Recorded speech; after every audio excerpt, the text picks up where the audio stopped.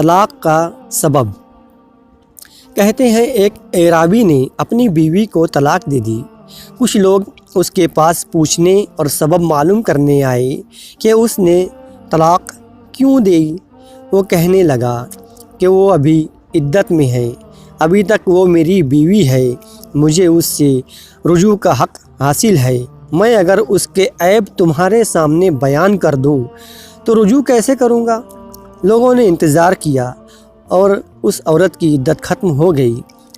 پھر اس شخص نے رجوع نہیں کیا۔ لوگ دوبارہ اس کے پاس آئے اور پھر سبب دریافت کیا۔ اس نے کہا اگر میں نے اب اس کے بارے میں کچھ بتایا تو یہ اس کی شخصیت مسخ کرنے کے مترادف ہوگا اور کوئی بھی اس سے شادی نہیں کرے گا۔ لوگوں نے انتظار کیا حتیٰ کہ اس عورت کی دوسری جگہ شادی ہو گئی۔ لوگ پھر اس کے پاس آئے اور طلاق کا سبب پوچھنے لگے۔ اس اعرابی نے کہا اب چونکہ وہ کسی اور کی عزت ہے اور مروت کا تقاضا یہ ہے، میں پرائی اور اجنبی عورت کے بارے میں اپنی زبان بند رکھوں۔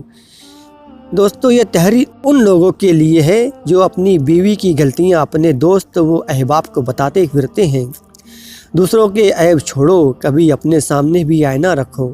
دوستو، چینل کو لائک کیجیے، سبسکرائب کیجیے۔ شکریہ۔